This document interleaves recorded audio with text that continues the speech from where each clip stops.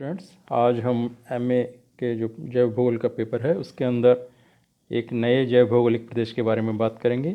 नियोट्रॉपिकल जैव भौगोलिक प्रदेश। आइए शुरू करते हैं। 6 मुख्य जो जैव भौगोलिक प्रदेश है उसमें से एक ये नए वर्ल्ड का, ये न्यू वर्ल्ड से कहते हैं, उसका ये हिस्सा है। न्यू वर्ल्ड में शामिल होते हैं उत्तरी अमेरिका और दक्षिण अमेरिका और उनके आसपास के द्वीप। तो इसमें दक्षिण अमेरिका और उसके आसपास के द्वीप इसमें शामिल किए जाते हैं। ये क्षेत्र आप देख सकते हैं जो पर्पल रंग से यहाँ पे दिखाया गया है। नियोट्रॉपिकल जैव भौगोलिक क्षेत्र का ये प्रदेश है और कुछ विशेष प्रकार के जंतुओं के लिए जाना जाता है। ये यहाँ पे दर्शाए गए हैं।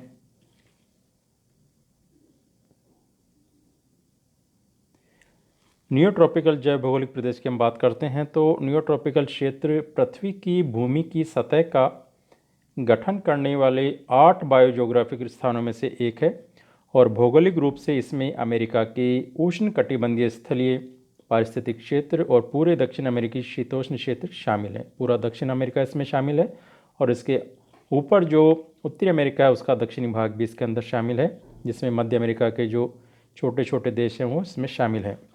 इसमें दक्षिण अमेरिका, मध्य अमेरिका, कैरेबियन द्वीप और उत्तरी अमेरिका शामिल है।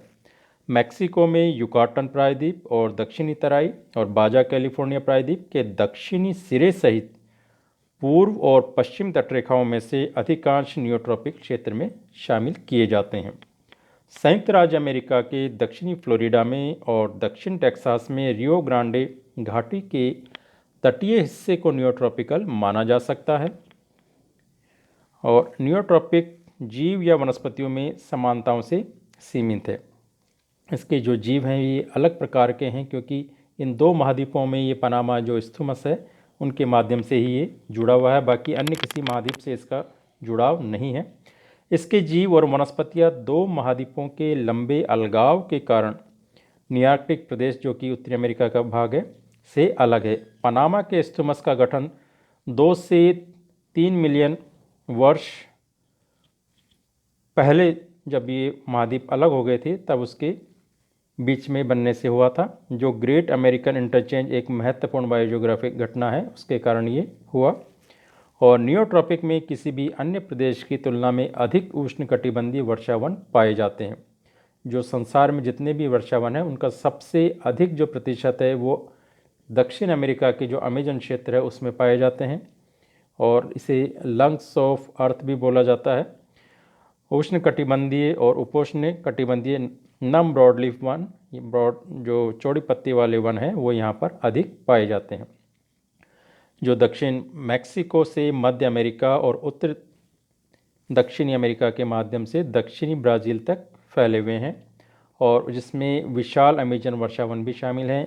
ये वर्षावन पारिस्थितिकी पृथ्वी पर जैव विविधता के सबसे महत्वपूर्ण भंडारों में से एक हैं क्योंकि जीवों की अगर बात करें और वनस्पति की बात करें, दोनों ही रूप में ये बहुत बड़े भंडार हैं। जीवों की संख्या के हिसाब से, उनकी विविधता के हिसाब से और वनस्पति की जो विविधता है वो यहाँ पर काफ़ी पाई जाती है। तो ये वर्षावन स्वदेशी लोगों की एक विविध इनका घर भी है, विविध शरणास्थली है और जो इस वातावरण के भीतर अपनी स्वायत्त और पारंपरिक संस्कृतियों और निर्वाह में अलग अलग डिग्री के साथ बने रहते हैं। तो जो आदि जनजातियाँ यहाँ पर रहती हैं तो ये इसमें अपने जो उनका आवश्यकता है उनकी पूर्ति के साथ साथ इनको संरक्षण भी प्रदान करती हैं, इनको कोई नुकसान नहीं होने देती। यहाँ के पशुओं की बात करें, जीवों की बात करें तो 31 पक्षी परिवार हैं यहाँ पर जो नियोट्रॉपिकल प्रदेश के स्थानिक हैं, जो यहाँ स्थान विशेष के संबंधित हैं और कहीं नहीं पाए जाते, जो किसी भी अन्य प्रदेश की संख्या से 2 गुने हैं। इसमें टेंजर, रियास, टिनमस, कर्सोस, एंट बर्ड्स, ओवन बर्ड्स और टूकन बर्ड शामिल है। पक्षी परिवारों को मूल रूप से नियोट्रॉपिक्स के लिए अद्वितीय में चिड़ियों परिवार ट्रोचिलिड और रेंस परिवार ट्रोग्लोडाइटिडे शामिल है। अब यहाँ पक्षियों के बारे में दिखाया गया है।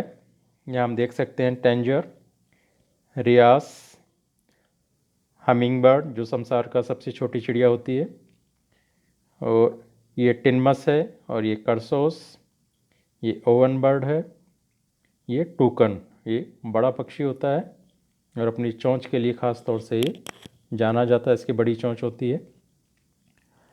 और स्तनपायी समूह की बात करते हैं तो मूल रूप से न्यूरोट्रॉपिक्स के लिए ये भी विशेष रूप के जंतु हैं यहाँ पर जो पाए जाते हैं विशेष।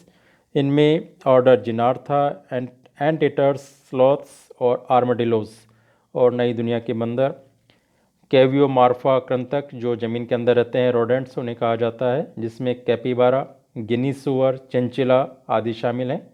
और अमेरिकी ओपोसम्स ऑर्डर डिडेल्फीमॉर्फिया और श्रे ओपोसम्स ऑर्डर पाउसिबरकुलाटा। इस प्रकार के ये जंतु यहाँ पर, ये पिंक फेरी आर्माडिलो है, दूसरा स्क्रीमिंग हैरी आर्माडिलो, तीसरा यहाँ पर दिखाई दे रहा है सदर्न थ्री बैंडेड आर्माडिलो। ये आर्माडिलो के ही अलग अलग प्रकार हैं। और ये brown throated three toed sloth है जो पेड़ों पे ही अधिक समय रहता है। और ये जायंट एंटीटर है जिसकी लंबी जीभ होती है, जो दीमक के घरों में अपनी जीभ को भेजते हैं। लंबी पतली जीभ के कारण वो दीमक को आसानी से खा सकते हैं। सदर्न टैमेंडोआ, ये इस प्रकार के विशेष जंतु ये यहीं पर पाए जाते हैं, अन्य किसी स्थान पे नहीं पाए जाते। इसके अलावा कैपिबारा, गिनी सुअर और ये चिंचिला, ये खास प्रकार के जंतु भी यहीं पर पाए जाते हैं। अमेरिकी ओपोसम्स और श्रे ओपोसम्स यहाँ पर दिखाए गए हैं इनके चित्र, ये ओपोसम्स हैं। मछलियों की बात करते हैं तो 63 मछली के परिवार हैं और उप परिवार न्यूरोट्रॉपिकल दायरे के लिए एक स्थानिक और किसी भी अन्य प्रदेश से यहाँ पर अधिक मछलियाँ पाई जाती हैं। न्यूरोट्रॉपिकल मछलियों में 5700 से अधिक प्रजातियाँ शामिल हैं और महाद्वीपीय मीठे पानी में कम से कम 66 अलग अलग वंश का प्रतिनिधित्व करती हैं। प्रसिद्ध लाल बेलिड पिराना न्यूरोट्रॉपिक प्रदेश के लिए स्थानिक है, जो किसी भी अन्य पिराना प्रजातियों की तुलना में एक बड़े भौगोलिक क्षेत्र पर पाई जाती हैं। कुछ मछली समूह मूल रूप से न्यूरोट्रॉपिक्स के लिए अद्वितीय है, उनको यहाँ पर दिखाया गया है। ऑर्डर जिम्नोटिफॉर्म्स न्यूरोट्रॉपिकल इलेक्ट्रिक मछलियाँ परिवार, कैरासिडे, टेट्राज और सहयोगी दलों पारिवारिक लॉरिकारिडी, बख्तरबंद कैटफिश, सब फैमिली सिचिलिना, न्यूरोट्रॉपिकल सिचिलेट्स उप परिवार पोइसिलिने, गप्पीज और रिश्तेदार उनके। तो इस प्रकार की ये मछलियों की प्रजातियां हैं जो यहाँ पर पाई जाती हैं। यहाँ इनके चित्र दिखाए गए हैं। यह लॉरिकैरिडे, पोइसिलिने, ये रेड बेलिड पिराना जो खतरनाक भक्षक मानी जाती है, ये अपने शिकार को कुछ ही सेकंडों में चट कर जाती है। और जिम्नोटिफॉर्म्स और चारासिडे, ये मछलियों के कुछ प्रकार यहाँ पे दिखाए गए हैं। इसके अलावा जो अन्य विशेष प्रकार के जीव हैं जो इसी क्षेत्र से संबंधित हैं, उनको भी यहाँ दिखाया गया है। न्यूरोट्रॉपिकल के क्षेत्र से ये सीमित हैं, यहाँ यहीं पर पाए जाते हैं। ये कैमन है, ये मगरमच्छ की एक प्रजाति, ये कोरल स्नेक है दूसरे चित्र में, और ये जहरीले डार्ट फ्रॉग्स हैं जिनके चटक रंग से पता लग रहा है ये कितने जहरीले होंगे। और डैक्टिलोड, ये छिपकली की एक प्रजाति है और तितलियों की अनेक प्रजातियाँ यहाँ पर पाई जाती है। और एक विशेष प्रकार का जीव जो अल्पाका नाम से जाना जाता है, दक्षिण अमेरिकी कैमलिड स्तनपायी की एक प्रजाति है और यह इसी तरह का है। और अक्सर इसको जो भ्रम हो जाता है, एक अन्य जीव है लामा जो यहीं पे पाया जाता है, उसके साथ इसका कन्फ्यूजन हो जाता है कि ये लामा है या अल्पाका। तो ये अल्पाका है। यहाँ पे इसके यहाँ आकार को हम देख सकते हैं, कुछ ये ऊँट जैसा दिखाई देता है, कुछ भेड़ जैसा, तो ये इसकी रूप है। और इसी तरह से ये लामा बहुत सामाजिक जानवर है और एक झुंड के रूप में दूसरे के साथ रहते हैं और उनका ऊन बहुत नरम और लैनोलिन युक्त है। तो और ये अंत में यहाँ पर जो संसार का सबसे बड़ा स्नेक है, जो सांप है, एनाकोंडा, यहीं पर अमेजन के क्षेत्र में पाया जाता है, उसको दिखाया गया है। तो आज के वीडियो में इतना ही। अगले वीडियो में फिर मुलाकात होगी, तब तक थैंक यू।